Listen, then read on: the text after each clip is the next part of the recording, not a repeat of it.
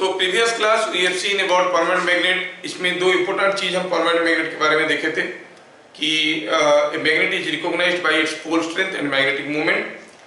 Pole strength of a magnet depends upon the number of magnetic dipoles available on the pole face. More is the number of dipoles available in the pole face, more is the pole strength. Unit was Weber, जिसको हम लोग कभी-कभी ampere metre भी कहते हैं। That means the pole is the source of producing magnetic field. You understand why I say ampere meter? Ampere meter किसका unit था? IDL का। A small current element was the source of magnetic field. So here the pole is the source of magnetic field around. चारों तरफ जो magnetic field होता है वो पोल के ऊपर डिपेंड करता है। दूसरा कैरेक्टरिस्टिक मैग्नेट का था magnetic moment. How it was defined? It was defined as a vector quantity whose magnitude is product of pole strength and the shortest distance between the north pole and south pole. Shortest distance, अगर bar magnet है तो original length, और अगर हम कहेंगे कोई horse shoe magnet है तो shortest distance between the two poles. और ये magnetic moment is a vector जिसका डायरेक्शन होता है south pole to north pole. और इसको डील करने के लिए, इसके लिए जो भी चीज हम करने जाएंगे वो सारा इलेक्ट्रिक डाइपोल के लिए जैसे होता था इसके लिए भी वही होगा। मैं अभी करते वक्त इलेक्ट्रिक डाइपोल के लिए भी करूंगा और मैग्नेटिक कोई परमानेंट मैग्नेट के लिए भी करूंगा, तो आपको समझने में बहुत आसान होगा और रिवीजन को रिवीजन भी हो जाएगा, क्योंकि दोनों बराबर है, 100% सेम है, 100% सेम है। इलेक्ट्रिक डाइपोल के लिए इलेक्ट्रिक फील्ड निकालना है, फोर्स निकालना है, टॉर्क निकालना है, एनर्जी निकालना है। इलेक्ट्रिक फील्ड में जो जो चीज लिखेंगे बस खाली एक अल्फाबेट बदल दो, इसके लिए काम बन जाएगा। इवन डिराइवेशन मत सो 100% सेम, ठीक है। तो आप लोग थोड़ा इसको ध्यान से देख लेना। तो आज हम लोग बढ़ेंगे, तो हम क्या देखें? Due to a magnet, a magnetic field is produced around it. Also, we have seen a very interesting characteristic of the lines of flux.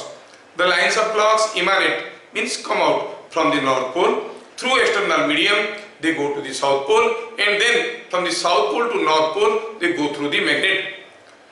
If someone asks you what is the direction of magnetic field outside a magnet, you say it is from north pole to south pole. What is the direction of magnetic field inside a magnet? It is from south to north. ये बहुत important clue है, ठीक है। कोई magnet के अंदर lines of flux ऐसे निकल के आते हैं और ऐसे क्लोज लूप करते हैं। और आपको तो मालूम है the tangent to the lines of flux gives the direction of magnetic field. तो here it is not to south but inside it is south to north, ठीक है। ये सब इंपॉर्टेंट क्वेश्चंस है। आगे बढ़ते हैं। अब ये मैग्नेट की नजरिया से, जैसे हम आइडियल करंट एलिमेंट के नजरिया से यूजिंग बायर-सावर्ट लॉ हम लोग समझ गए थे what is the definition of B, magnetic field flux density और magnetic field intensity. Exactly same way हम यहाँ पर कोई मैग्नेट की नजर से देखेंगे।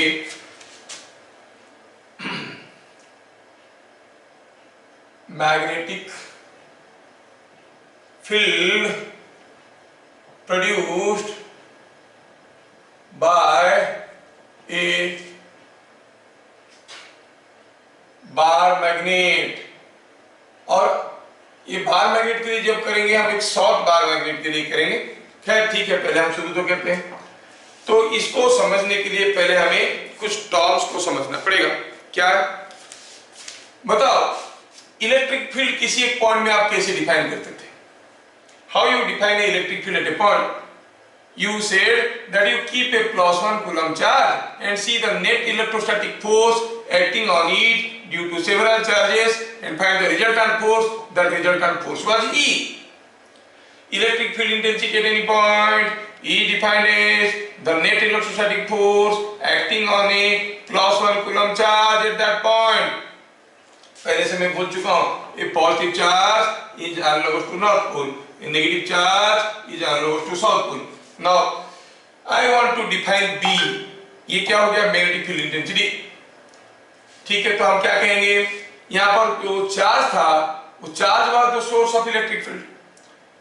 अभी क्या है? सोर्स पोल है। तो मैग्नेटिक फील्ड क्या कहेंगे? The magnetic field intensity at any point is defined as the net magnetic force experienced by, यहाँ पर था +1 कूलम, तो यहाँ पर क्या कहेंगे? 1 weber north pole at that point. समझ में आया क्या? देखो डेफिनेशन कितना एनालॉगसली जा रहा है। कितना एनालॉगसली जा रहा है? Electric field at any point is defined as the force extended by unit positive charge at that point. Magnetic field at any point is defined as the force extended by a 1 Weber north pole located at that point. Definitions are all similar. तो लिखेंगे इसको B, the magnetic field intensity. Magnetic field intensity. ठीक है.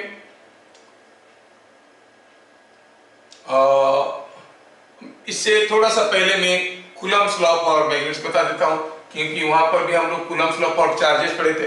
Coulomb's law for magnets. Coulomb's law for magnets.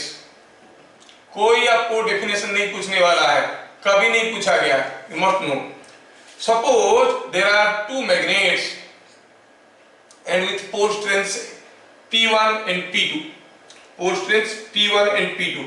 Pole strength को pole को हम लोग M बोलते थे, M1 एंड M2. कोई एक मैग्नेट ऐसे रखा है जिसका पोल स्ट्रेंथ M1 है, दूसरा मैग्नेट ऐसे रखा है पोल स्ट्रेंथ M2 है, उनके बीच में कुछ फोर्स है. That is called Coulomb's law for magnets. वैसे कूलम्ब नहीं थे जब मैग्नेटिज्म का डिस्कवरी हुआ, क्योंकि मैग्नेटिज्म के इलेक्ट्रोस्टैटिक्स का करीब करीब 300 साल बाद 1850 के आसपास ये मैग्नेटिज्म का बातें सामने आए. तो कूलम्ब नहीं थे, लेकिन क्योंकि ये लॉ उसका एनालॉगस है तो एनालॉगस लॉ को लेकर हम लोग चलेंगे. ठीक है. तो क्या कहेंगे? पहला चीज था like poles repel and unlike poles attract each other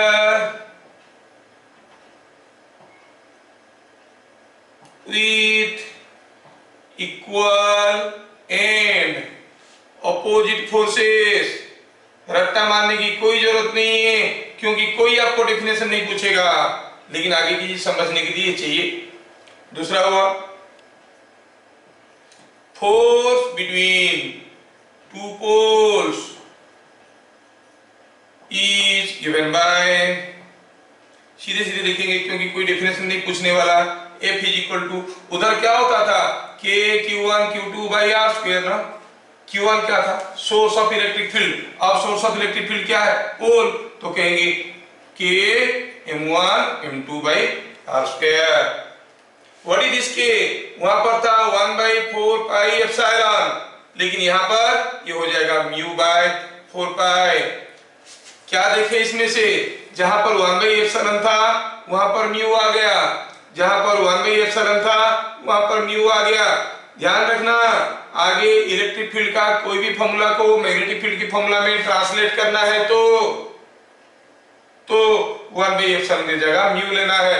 formula will be same, mu by 4 pi, sorry 4 pi. तो क्या होगा? Here K is mu by 4 pi. mu क्या है? Absolute permeability, absolute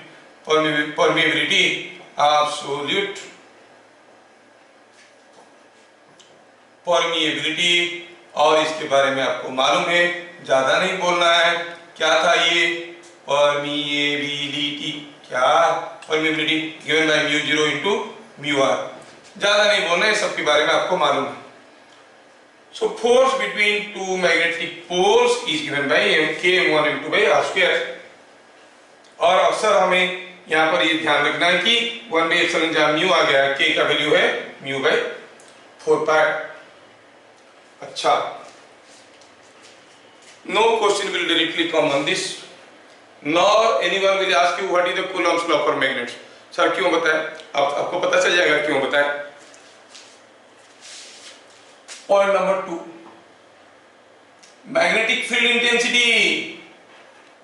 Magnetic field intensity at any point is defined as force experienced by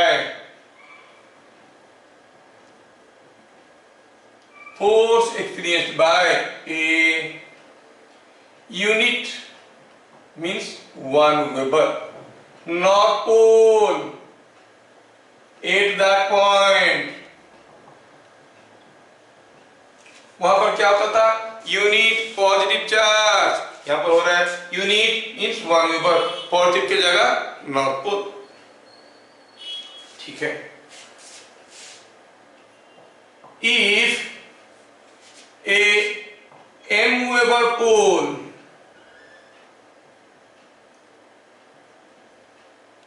at a point experiences a force F, then B at that point क्या हो जाएगा, आप बता सकते हो, B equal to m weber का ऊपर force आ रहा है F, 1 वेबर के ऊपर कितना आएगा, F by m, तो यूनिट क्या बन गया, न्यूटन पर वेबर। और वेबर को एम्पियर मीटर लिखते हो, newton per ampere metre, weber per ampere metre, it is coming out to be weber per ampere metre. हाँ देखो बोलो, हाँ क्या चल रहा है, खत्म होने से कॉल करते हैं, ठीक है, ठीक ठीक। तो क्या बोल रहे थे इसमें, न्यूटन पर एम्पियर मीटर, और आगे चल के इसी को ही हम लोग कहेंगे वेबर पर मीटर स्क्वायर और टेस्ला। खैर फिलहाल तो Newton per ampere metre. Direct question आएंगे, लेकिन ये साल की बोर्ड में नहीं आएगा, क्योंकि बोर्ड का जो डिलीटेड सिलेबस है उसमें क्लियरली मेंशन किया है ये statement, definition of B as a force on a unit north pole is deleted, statement को ही मेंशन किया है। अच्छा ठीक है, तो बी पता चल गया। इसे क्या पता चला, दूसरा चीज, सपोज हम कहेंगे कि यहाँ पर कोई एक पावरफुल नॉर्थ पोल है जिसका पोल स्ट्रेंथ है m, और मुझे यहाँ से r डिस्टेंस में मैग्नेटिक फील्ड पता करना है, यहाँ पे मुझे मैग्नेटिक फील्ड पता करना है, तो मुझे क्या करना पड़ेगा, 1 वेबर नॉर्थ पोल रखेंगे, जो फोर्स आएगा वही 1 वेबर नॉर्थ पोल जब यहाँ पर रखेंगे तो ये नॉर्थ पोल तो उसको रिपेल करेगा, तो क्या होगा, जो फोर्स होगा वो मैग्नेटिक फील्ड है, तो B will be in this direction, और वो जो B होगा, B का वैल्यू कितना होगा, what is the value of B here, 1 weber रखिए, तो m और 1 के बीच में फोर्स क्या होगा, m1 के जगह m, m2 के जगह 1, डिस्टेंस r स्क्वायर, तो हो गया म्यू m1 बाय 4 पाई r स्क्वायर, तो वैल्यू क्या बन जाएगा, म्यू m बाय 4 पाई r स्क्वायर। अगर ये नॉर्थ पोल नहीं होता, कोई साउथ पोल होता, तो क्या होता, क्या होता, एट ए डिस्टेंस r, सब कुछ वही होता, लेकिन हम फोर्स निकालने के लिए यहाँ पर 1 वेबर नॉर्थ पोल रखेंगे, अब वो रिपेल नहीं करेगा, अट्रैक्ट करेगा, जितने जोर से अट्रैक्ट करेगा that is what is the magnetic field, कितने जोर से, म्यू m बाय 4 पाई r स्क्वायर। तो कोई नॉर्थ पोल के लिए r डिस्टेंस में जितना मैग्नेटिक फील्ड बनता है, साउथ पोल के लिए r डिस्टेंस में उतना ही मैग्नेटिक फील्ड बनता है, बस डायरेक्शंस अलग है, डायरेक्शंस उल्टे हैं, इसका away from the north pole होता है, इसका टुवर्ड्स द साउथ पोल होता है। ठीक है, जिसमें बताया हूं कि I can not send the videos, I can send the video but not the photos. तो नेक्स्ट आगे बढ़ते हैं, we are continuing with the concept of magnetic field intensity. आगे बढ़ते हैं, क्योंकि पता चल गया कि B equal to by m, तो इसमें से क्या पता चला, a m weber pole experiences a force F in a magnetic field B given by क्या होगा, F is equal to B into M। ठीक है, अच्छा किसी जगह हम कहेंगे कि ऐसा एक मैग्नेटिक फील्ड अवेलेबल है, मतलब यहाँ पे कहीं भी एक नॉर्थ पोल आप रखोगे उसके ऊपर फोर्स इधर को आएगा, अब मान लो कि मैं नॉर्थ पोल तो नहीं रख सकता, जब भी रखूंगा नॉर्थ के साथ साउथ फ्री है, तो एक साउथ पोल रखा, साउथ पोल का पोल स्ट्रेंथ m है, और एक नॉर्थ पोल रखा, उसका भी पोल स्ट्रेंथ m है, एक मैग्नेटिक फील्ड है B। तो m के ऊपर a north pole of m weber will experience a force in this direction, कितना Bm। South pole will experience a force in the opposite direction, कितना Bm। तो क्या पता चला, नॉर्थ पोल के ऊपर जितना फोर्स आता है साउथ पोल के ऊपर उतना ही फोर्स आता है, लेकिन नॉर्थ पोल के ऊपर फोर्स आता है Bm in the direction of magnetic field, south pole के ऊपर फोर्स आता है Bm in the opposite direction of magnetic field. बस ये चीजें सब याद रखना है आपको। देखो कोई डिफिकल्ट चीज नहीं है, सोच लो दिमाग में, B नहीं है E है, B की जगह E है, और ये मान लो पॉजिटिव चार्ज है, north pole region allows to positive charge, positive charge experiences a force E into Q, यहाँ पर B into M, negative charge experiences a force E into Q, यहाँ पर B into M। तो आप अगर कुछ analogy याद रख लेते हो, positive charge is analogous to north pole, negative charge is analogous to south pole, ऐसे करके कुछ चीजें याद रख लेते हो, 1/ε इज एनालॉगस टू म्यू, तो चीजें आपको बराबर फटाफट मिलने लगेंगी। तो क्या देखें हम, m weber pole experiences a force F in the magnetic field B, magnetic field B which is given by F is equal to Bm। तो मैग्नेटिक फील्ड के बारे में इतने सारा चीज हम लोग अभी देख लिए, ठीक है। Now let us see effect of external magnetic field, uniform magnetic field on a magnet. Point number 3 में ये जो सेक्शन अभी मैं स्टार्ट करने जा रहा हूं, ये जो सेक्शन में अभी स्टार्ट करने जा रहा हूं, इस सेक्शन से न्यूमेरिकल्स आपको मिलेंगे, तो थोड़ा ध्यान से देखना। इफेक्ट ऑफ एक्सटर्नल, दो पार्ट में लिखूंगा, electric field, effect of uniform electric field on a dipole. ये चीज हमें मालूम है, मैं एनालॉगसली लिखना चाहता हूं ताकि आपका रिवीजन भी पूरा होते रहे, याद रखने के लिए डबल मेहनत करने की जरूरत नहीं, एक मेहनत काम पूरा। और उसके कंपैरिजन में बगल में लिखना चाहता हूं क्या, effect of uniform magnetic field और ए बार मैग्नेट, ठीक है। क्या था, यहां पर कोई एक इलेक्ट्रिक फील्ड था, इस इलेक्ट्रिक फील्ड में मैं एक इलेक्ट्रिक डाइपोल को इसे रखता था। When I keep a dipole like this, I know the dipole moment is P and it is being denoted as a combination of Q and minus Q, distance को D कहेंगे, dipole moment और इसके बीच में angle था theta. यहां पर ले लेता हूं मैग्नेटिक फील्ड, यहां पर मैं रख दिया मैग्नेट। जैसे इलेक्ट्रिक डाइपोल रखा था वैसे ही मैं मैग्नेटिक डाइपोल को रखना चाहता हूं। सर मैग्नेट क्या मैग्नेटिक डाइपोल, पहले बताइए। अरे भाई मैग्नेट मोनोपोल नहीं होता है, magnet is always a dipole. तो इसमें क्या होता है, अगर यहाँ पर पॉजिटिव चार्ज रखा हूं तो यहाँ पर रखूंगा नॉर्थ पोल, यहाँ पर अगर नेगेटिव चार्ज रखा हूं यहाँ पर रखूंगा साउथ पोल। अगर इसका पोल स्ट्रेंथ m है तो इसका भी m है। अब ये जो मैग्नेट में दिखा रहा हूं, इस मैग्नेट का कुछ मैग्नेटिक मोमेंट है, कितना है, m into this distance, m into this distance. ये डिस्टेंस को अगर आप l कहोगे तो मैग्नेटिक मोमेंट कितना हो गया, m is equal to small m into l। यहाँ पर ये डिस्टेंस को अगर आप l कहोगे तो यहाँ पर डाइपोल मोमेंट क्या हो गया, dipole moment was q into l। हाँ सिमिलरली चल रहा है, ठीक है। यहाँ पर डाइपोल मोमेंट का डायरेक्शन नेगेटिव चार्ज से पॉजिटिव चार्ज की तरफ, यहाँ पर मैग्नेटिक मोमेंट का डायरेक्शन साउथ पोल से नॉर्थ पोल की तरफ। ये एंगल थीटा था, ये एंगल थीटा है। अच्छा ऐसा बात है, आगे बढ़ते हैं। इस केस में ये जो पॉजिटिव चार्ज है इसके ऊपर कुछ फोर्स आएगा इलेक्ट्रिक फील्ड में। क्या फोर्स आएगा, E इंटू क्यू, किस डायरेक्शन में, इन the direction of electric field. और ये जो माइनस क्यू चार्ज है इसके ऊपर फोर्स क्या आएगा, E into Q, किस डायरेक्शन में? इन the opposite direction of electric field. Now on this magnet at this end I will say the force will be B into M.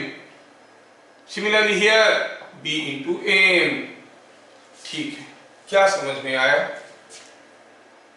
पहला चीज समझ में आया ये कि नेट फोर्स इज 0. यहां पर एनालॉगसली आप कहोगे इधर को BM इधर को BM, net force on this is 0. अगर किसी एक बार मैग्नेट को किसी एक मैग्नेटिक फील्ड में छोड़ दोगे वो घूम सकता है लेकिन भागेगा नहीं. लेकिन मैग्नेटिक फील्ड यूनिफॉर्म होना जरूरी है. मैग्नेटिक फील्ड अगर यूनिफॉर्म है तो भागेगा नहीं, घूम सकता है लेकिन छोड़ दोगे तो भागेगा नहीं. आप कहोगे सर मैग्नेट है, मैग्नेटिक फील्ड में फोर्स आएगा तो भाग जाएगा, नहीं भागेगा. आप किसी भी पोजीशन में छोड़ो क्योंकि नेट फोर्स इज 0. हाँ अच्छा ठीक है. यहाँ पर हम लोग निकाले थे व्हाट इज द टॉर्क, और मैं ज्यादा फैला के नहीं लिखना चाहता हूं. It was P cross E. You know how the derivation was. Exactly here same way यहाँ पर भी आप टॉर्क को बता सकते हो. क्या बता पाओगे टॉर्क कितना होगा? लेकिन ये डेरिवेशन आता है तो मैं इसको करना चाहता हूँ. ये डेरिवेशन अच्छा बोर्ड में तो नहीं आएगा. हाँ तो क्यों करें? ठीक है नहीं कर लेते हैं. ठीक है कर लेते हैं. तो यहाँ पर टॉर्क आता था P क्रॉस E. कोई गेस करके बताएगा टॉर्क क्या होगा? यहाँ पर है कोई पहलवान? बताइए. Torque is equal to P के जगह क्या लेंगे? P के जगह क्या लेंगे? M नहीं, हाँ M cross B. P cross E होता था, M क्रॉस B आएगा. यहाँ पर टॉर्क आएगा M क्रॉस B. तो मैं थोड़ा डेरिवेशन करना चाहता हूं क्योंकि आप लोगों को कभी काम में आ जाए. Now I want to see the torque. So simple. I want to see the torque about point O. Torque about point O क्या होगा? Torque created by a force about an axis is defined as is given by the product of magnitude of the force and perpendicular distance of line of action of force from the axis of rotation. अगर ये पूरा length L है तो ये तो L/2 है. ये अगर L/2 है और ये थीटा है तो ये L/2 sin थीटा है. तो क्या कहोगे आप? This length is L/2 sin theta. तो क्या हो गया? इट इज फोर्स हो गया BM इंटू ये डिस्टेंस L/2 sin थीटा. ठीक है ना? This is the torque produced by this BM. कैसा टॉर्क? क्लॉकवाइज. ये भी तो टॉर्क बना रहा है. ये डिस्टेंस कितना है? वही L/2 sin थीटा, क्योंकि ये थीटा है तो ये भी थीटा है. This angle is also theta तो ये भी L/2 sin थीटा हुआ. कितना टॉर्क बना है? वही BM into L/2 sin theta. ये कैसा बनाएगा? क्लॉकवाइज कि एंटी क्लॉकवाइज? ये वाला इस एक्सिस में क्लॉकवाइज घुमा रहा था, ये वाला इस एक्सिस में. अरे ये भी तो क्लॉकवाइज घुमा रहा है. तो दोनों का टॉर्क बराबर है. Same magnitude same direction, just multiply 2. It is coming out to be B small m L sin theta. But what is ML? ML is capital M. So B M sin theta. अगर आप vectorially लिखना चाहोगे तो you can prove it to be M cross B. ठीक है. The torque is coming out to be M cross B. The torque experienced by a bar magnet in a uniform magnetic field is given by M cross B. ठीक है. अब मैं इसको मिटाता हूं. अब यहां पर देखो ये जो टॉर्क है, ये टॉर्क क्या कर रहा था? कोशिश, इसको मिटाया. ये टॉर्क क्या कोशिश कर रहा था? ये टॉर्क यहां पर जो टॉर्क आ रहा था वो ऐसे घुमाने की कोशिश कर रहा था, इसको ऐसे घुमाने की कोशिश कर रहा था. मतलब ये जो इलेक्ट्रिक डाइपोल है उसको घुमा के वो इलेक्ट्रिक फील्ड के डायरेक्शन में लाने की कोशिश करता है. किसको? डाइपोल मोमेंट को घुमा के इलेक्ट्रिक फील्ड के डायरेक्शन में लाने की कोशिश करता है. यहाँ पर भी मैग्नेटिक मोमेंट को घुमा के इन the direction of magnetic field लाने की कोशिश कर रहा है. ये चीज याद रखना. तो क्या कहेंगे? बीट नंबर 3 में torque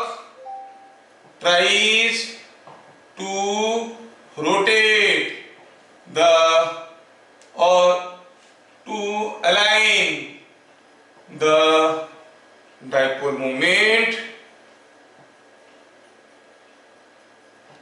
in direction of E। मतलब अगर डाइपोल ऐसे रखे थे, अगर ऐसे रखे होते तो कैसे घूमता, ऐसे घूमता, क्योंकि इसको घुमा के इस डायरेक्शन में लाना। Same here torque tries to align the magnetic dipole moment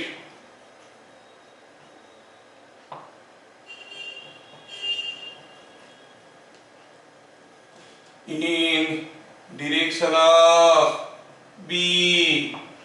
अच्छा, यहां पर इक्विलिब्रियम कब आता था, इक्विलिब्रियम कब आता था, एट इक्विलिब्रियम आपको याद होगा क्या था, नेट फोर्स तो ऐसे ही जीरो है, torque has to be zero, मतलब EP sine theta will be zero, मतलब theta has to be zero और पाई। अगर कोई इलेक्ट्रिक फील्ड ऐसा है, ऐसा इलेक्ट्रिक फील्ड में, ये सब हम लोग पढ़ चुके हैं, मैं खाली ये दिखा रहा हूं ताकि आपको दोबारा मेहनत करने की जरूरत ना पड़े। हाँ, तो क्या देख रहे थे, अगर कोई इलेक्ट्रिक डाइपोल ऐसा है या फिर ऐसा है तो ये इक्विलिब्रियम में रहेगा। इस केस में ये P है, ये भी P है, यहां पर P और E के बीच में मान लो ये नेगेटिव चार्ज है, ये पॉजिटिव चार्ज है, ये पॉजिटिव चार्ज है, ये नेगेटिव चार्ज है, तो आप कहोगे यहां पर थीटा हो गया जीरो, यहां पर थीटा हो गया 180 degree. Similarly at equilibrium, net force तो जीरो है ही है, नेट टॉर्क भी जीरो होना है, net torque is equal to zero. क्या मतलब होता है, bm sin theta must be zero, मतलब थीटा मस्ट बी जीरो और पाई। अगर हम कहेंगे ऐसा एक मैग्नेटिक फील्ड है, ऐसा एक मैग्नेटिक फील्ड में मैं एक बार मैग्नेट को ऐसे रखा हूं नॉर्थ साउथ, और कोई बार मैग्नेट को ऐसे रखा हूं, कहो it is north south. Obviously, in this case, the magnetic dipole moment is directed from south to north। क्यों? क्योंकि इलेक्ट्रिक डाइपोल मोमेंट होता था नेगेटिव चार्ज से पॉजिटिव चार्ज, तो यहाँ पर होगा साउथ टू नॉर्थ। यहाँ पर ऐसा है तो समझ में आ गया, theta, what is theta, theta is angle between B and M, that theta is 180 degree here, theta is 0 degree here. जब थीटा जीरो था तब भी इक्विलिब्रियम में था, थीटा 180 तब भी इक्विलिब्रियम में था, लेकिन here it was stable equilibrium, it was unstable equilibrium. देखो कितना आसान है, सारा चीज आप लोगों से याद रखोगे, इसके ऊपर डायरेक्ट क्वेश्चन आएंगे, वो ऐसे मैग्नेटिक फील्ड दे देंगे, ऐसा फोटो दे देंगे, बताओ ये स्टेबल इक्विलिब्रियम है कि अनस्टेबल इक्विलिब्रियम में। आपको पहले पता करना पड़ेगा कि थीटा क्या है, यहाँ पर साउथ टू नॉर्थ है एम का डायरेक्शन, तो बी के साथ सेम डायरेक्शन में है, तो थीटा जीरो है, तो ये होगा स्टेबल इक्विलिब्रियम और ये अनस्टेबल इक्विलिब्रियम। तो एनालॉगसली हम लोग सारा कुछ देख रहे हैं, सारा कुछ देख रहे हैं।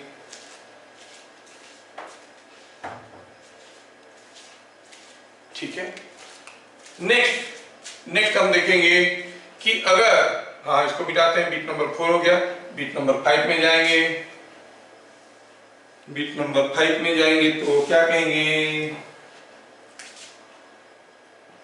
बीट नंबर 5 में क्या है कि अगर कोई डाइपोल किसी एक इलेक्ट्रिक फील्ड में है, कोई एक डाइपोल किसी एक इलेक्ट्रिक फील्ड में है, जिस इलेक्ट्रिक फील्ड के साथ ये कुछ थीटा एंगल कर रहा है, तो क्या याद है आपको पोटेंशियल एनर्जी क्या था, it was E dot P,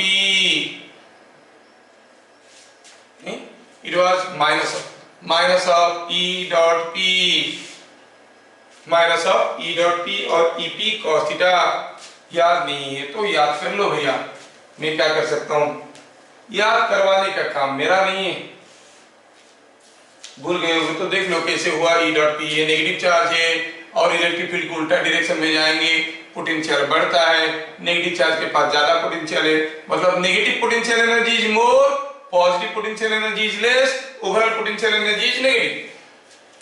यहाँ पर क्या हो रहा है, एक मैग्नेटिक फील्ड है और यहाँ पर कोई एक बार मैग्नेट को रखा हुआ है। They will simply give you a figure like this and you must be able to predict what is the potential energy. तो आप कहोगे यहाँ पर पोटेंशियल एनर्जी क्या हो जाएगा, you say the potential energy of this magnet is coming out to be minus of B dot M। अब यहाँ पर M कैसा है, M इज दिस, ध्यान से देखना, और नॉर्थ पोल साउथ पोल देंगे, M का डायरेक्शन नहीं दिखाएंगे, आपको समझ लेना चाहिए south pole to north pole है, मतलब M is this angle is theta is small.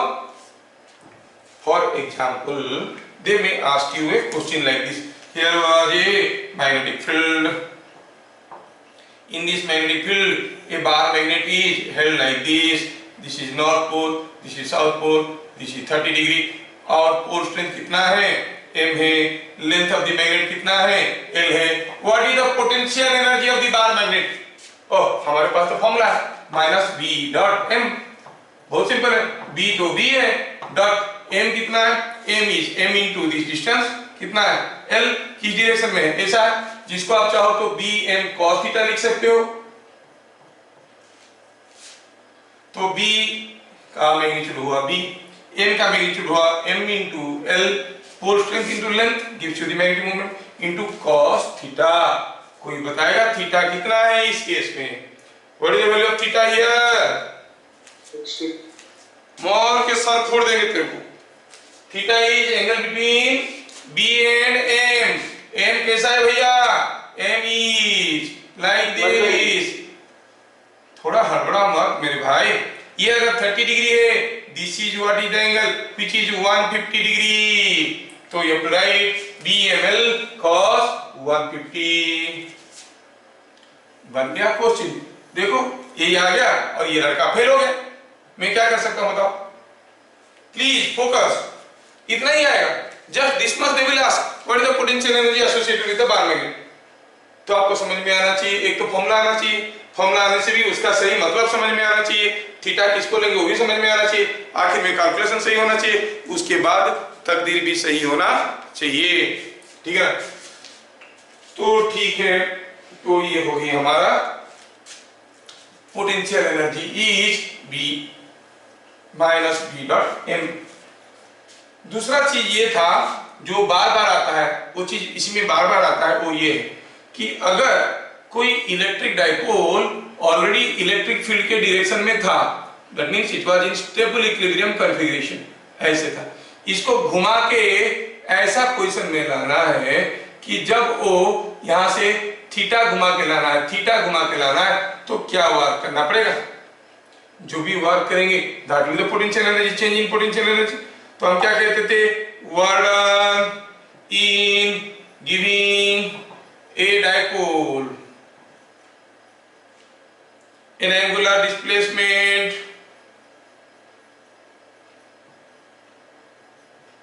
theta from stable equilibrium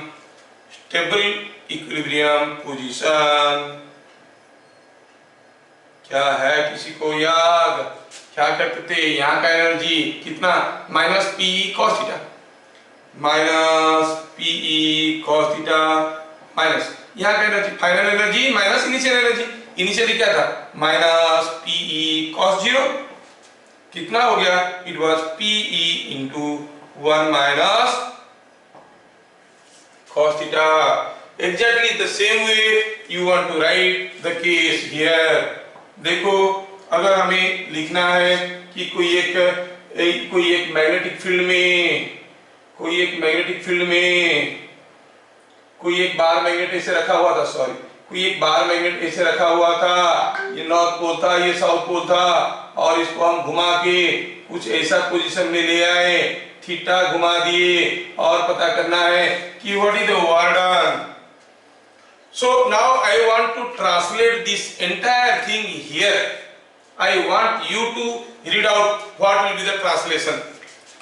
work done in giving a magnetic dipole and angular displacement theta from stable equilibrium position is equal to minus P की जगह क्या कहेंगे, M B cos theta minus of M B cos 0 that is equal to M B into 1 minus cos theta. Exactly the same way you can translate. Exactly in the same way you can translate. क्या लिखोगे, बस इसी के ऊपर question आता है और बार बार आता है. Word in giving a magnetic dipole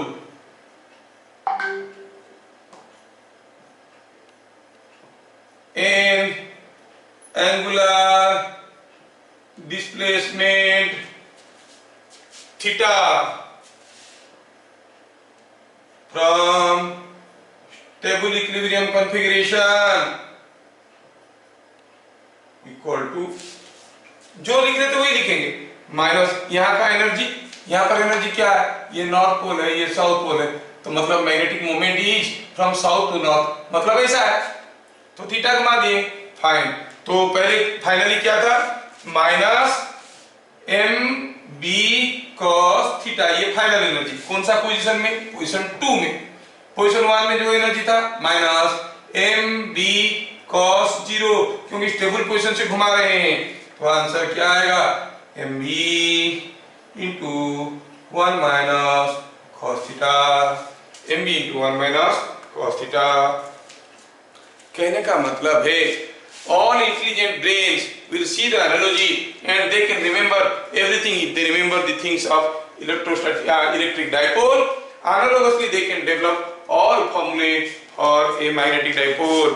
कहने का मतलब है इलेक्ट्रिक डाइपोल का जो फॉर्मूला हम लोग पढ़े थे उसका इंपोर्टेंस बढ़ गया, क्योंकि सेम फॉर्मूला यहाँ पे भी लग रहा है.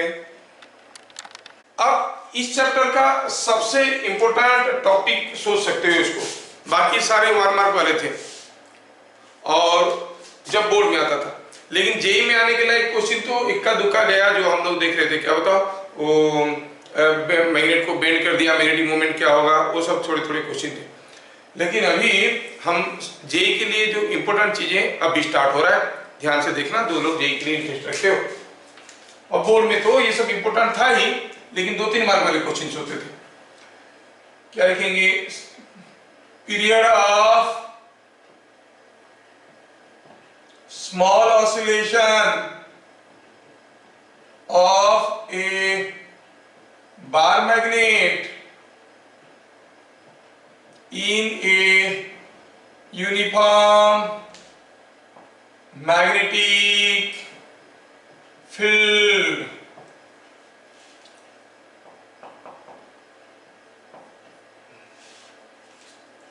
ठीक है, कोई यूनिफॉर्म मैग्नेटिक फील्ड में कोई बार मैग्नेट को हम इक्विलिब्रियम में रखें. सपोज कहेंगे कि ये कोई एक बार, जैसे कोई पेंडुलम इक्विलिब्रियम में है, स्मॉल ऑसिलेशन कब होगा, जब धीरे से एक धक्का दोगे ये ऑसिलेट करेगा, तो ये स्मॉल ऑसिलेशन होगा, है ना.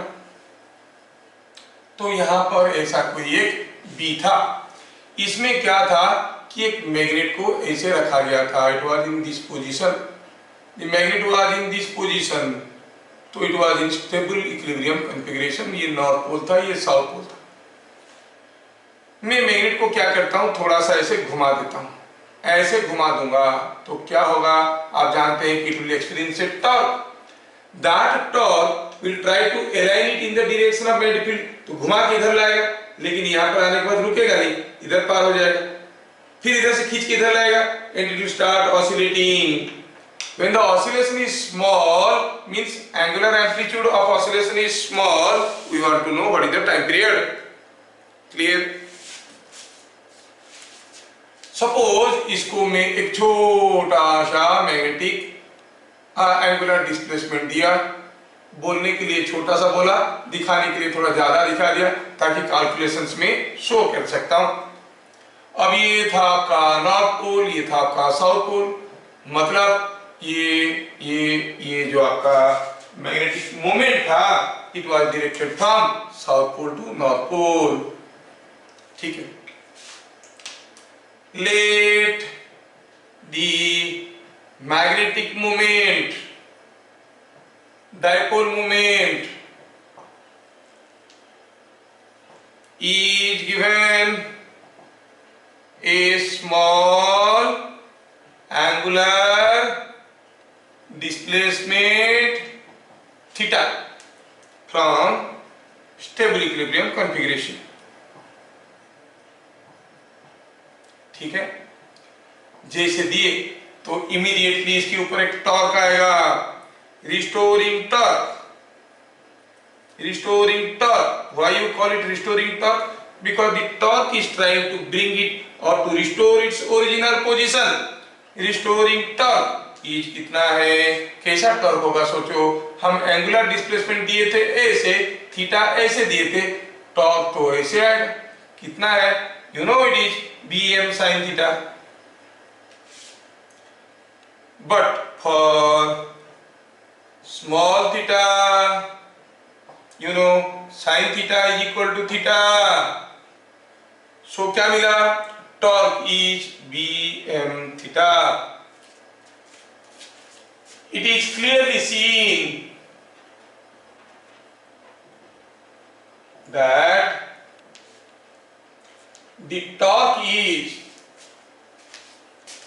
ठीक है, it is, just a minute, it is clearly seen that the torque is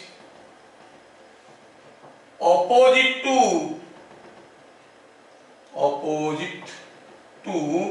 theta. कैसे, हम थीटा दिए थे क्लॉकवाइज, ऐसे था, ऐसे किए, टॉर्क उसको घुमाया, कैसे, वापस उल्टा. सो आप क्या कहोगे, torque is proportional to and opposite to theta, क्योंकि torque is coming bm theta, b और m तो कांस्टेंट है. So torque is proportional to theta, opposite to theta. तो ये हो गया torque is proportional to and opposite to theta. ओहो, अच्छा ऐसा. तो हम क्या कहेंगे, हेंस मोशन इज SHM. ये SHM हो गया, सिंपल हार्मोनिक मोशन.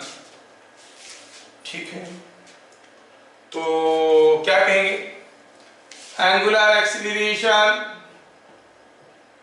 कितना होता है, टॉर्क फोर्स बाय मास होता है, लीनियर एक्सीलरेशन. ये होता है torque by moment of inertia. I क्या है, I is MI of bar magnet.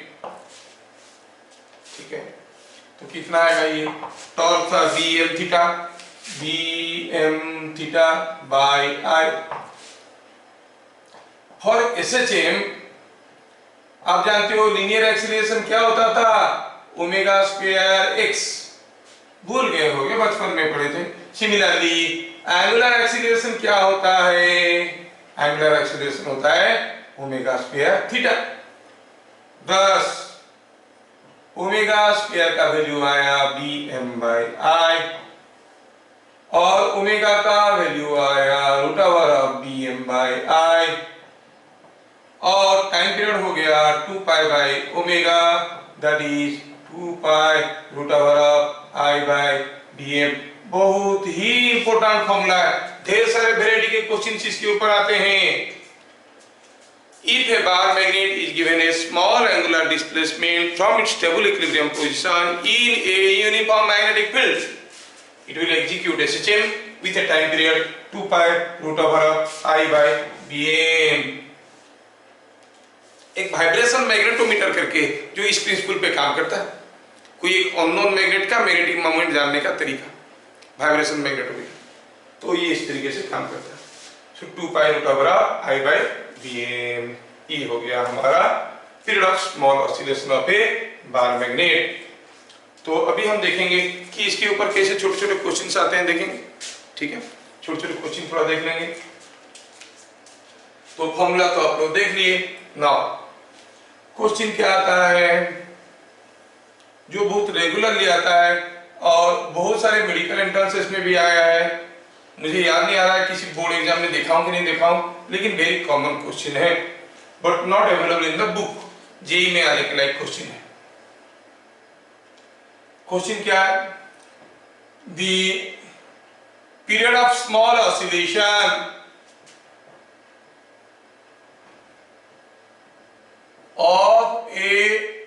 bar magnet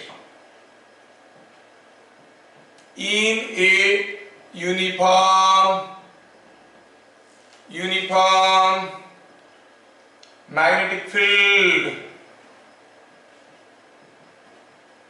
is T1।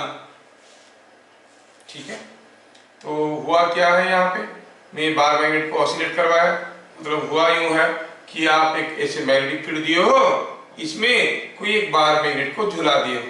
अब ये स्टेबल इक्विलिब्रियम पोजीशन में है, आपने इसको थोड़ा सा टेढ़ा किया और छोड़ दिया, तो ऐसे ऐसे ऐसे ऐसे ऐसे ऐसे ऐसे ऐसे हिलने लगा, है ना।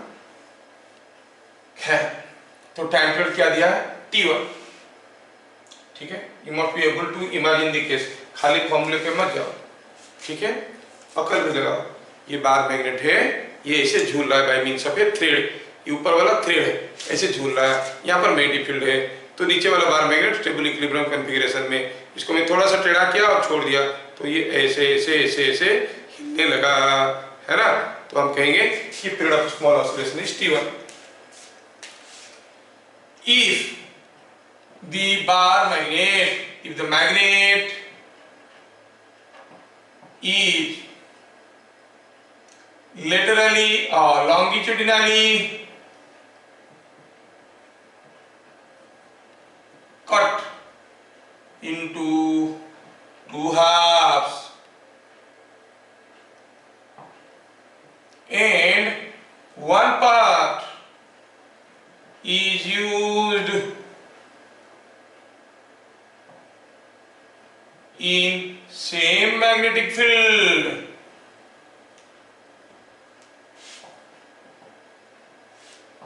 the time period is T2, find T1 by T2। ये हो गया क्वेश्चन। बबुआ का दिमाग तो घूम जाएगा पढ़ के, बार मैग्नेट है, ऑसिलेट कर रहा था, उसको काटने के बाद एक टुकड़ा लेके आए, फिर झुलाए, क्या होगा। खैर, नथिंग टू वरी, आप लोगों को मालूम है, बट मालूम है बोल के मालूम नहीं है। Let me explain, here was A bar magnet, चलो मानते हैं कि इसका पोल स्ट्रेंथ m था, लेंथ था l, तो ये बार मैग्नेट का मैग्नेटिक मोमेंट कितना था, ml, है ना, small m into l was the magnetic moment. यहाँ पे आपने एक मैग्नेटिक फील्ड लगाया नहीं, और ये ऑसिलेट करने लगा, टाइम पीरियड हुआ T1। तो यहाँ पर जो T1 बना, वो T1 कितना था, 2 पाई रूट ऑफ, फॉर्मूला देख लो, I the moment of inertia of this bar by B into M। Case बदल देते हैं। अब इसको हम क्या किए, we cut it into two halves along the length, longitudinally means along the length। अब इसका एक टुकड़ा लेके आए हम, ये हो गई टुकड़ा, ये हो गया टुकड़ा, लेकिन अभी पतला हो गया है टुकड़ा। पहले मोटा वाला था, देखो आधा लेके आए हैं, इसको झुला दिए, एक टुकड़े को थोड़ा इधर और बढ़ाओ, ये हो गया टुकड़ा। इस टुकड़े को हम सेम मैग्नेटिक फील्ड में फिर से एक्सपोज किए और फिर से झुला दिए। आपको बताना है कि इसका पीरियड ऑफ ऑसिलेशन क्या होगा। पहले चलो पता करते हैं कि लेंथ कितना होगा। लेंथ तो वही होगा, लेंथ ही सेम। पोल स्ट्रेंथ कितना होगा, अगर इसका पोल स्ट्रेंथ m है, इसको बीच से ऐसे काटे हैं, तो पोल स्ट्रेंथ कितना होगा, बोलो, what will the pole strength here. Previous class हम लोग किए, ये देखो m/2, कोई तो पढ़ के आया है जो बोल रहा है कि m/2। तो अभी इसका मैग्नेटिक मोमेंट क्या हो जाएगा, यू से m dash, it will be m/2 into l। लेकिन ml होता है m, तो m/2 इंटू l क्या हो जाएगा, इट इज m/2। हाँ, तो क्या पता चला कि the length, the magnetic moment has become m/2। Fine. दूसरी चीज ये है कि हम जानते हैं कि अगर ढेर सारे बॉडी का मोमेंट ऑफ इनर्शिया निकालना है इस एक्सिस में, इसका मोमेंट ऑफ इनर्शिया, इसका मोमेंट ऑफ इनर्शिया, दोनों का निकाल देंगे और जोड़ देंगे तो टोटल मोमेंट ऑफ इनर्शिया मिल जाएगा इस एक्सिस में। नाउ सी हियर, अगर हम कहेंगे ये दो पेन ऐसे जुड़े हुए हैं, अब इनका इस एक्सिस में, कौन सा एक्सिस में, जिस एक्सिस में घूम रहा है उस एक्सिस में मोमेंट ऑफ इनर्शिया आई है, आधा मास निकाल दिया, ml स्क्वायर बाई 12 होता था ना, m आधा हो गया, l तो वही है, अब मोमेंट ऑफ इनर्शिया क्या हो जाएगा, I बाई 2 है कि नहीं, मास आधा हो गया। तो आप कहोगे इसमें इस केस में I डैश कितना होगा, I by 2 because half the mass is removed. तो देखो तो इस केस में आपका t का वैल्यू क्या आएगा, व्हाट विल बी t2, ये t1 था, t2 क्या आ जाएगा, t2 देखो root over of I by dm, नहीं यहाँ पे लिखता हूँ, t2 क्या आ गया, t2 is 2 pi root over of I by 2 by b m by 2, 2 को खा गया, is it not coming same as t1, so t1 by t2 will be equal to 1, ratio is equal to 1, t1 by t2 will be equal to 1, है कि नहीं। तो इसको इसे काटने के बावजूद आपको मिलेगा कि the time period of oscillation remain same, time period of oscillation remain same, क्योंकि ऐसे काट देने से m भी आधा हो रहा है, I भी आधा हो रहा है, तो टाइम पीरियड m भी आधा हो गया, I भी आधा हो गया, तो फिर दोनों फिर से एक दूसरे के साथ मैच कर जाएंगे, time period of oscillation will not be affected. ठीक है, और इसके ऊपर ढेर सारे क्वेश्चंस करना है, लेकिन मेरे को लग रहा है कि आज की क्लास हम लोग इतना ही करेंगे।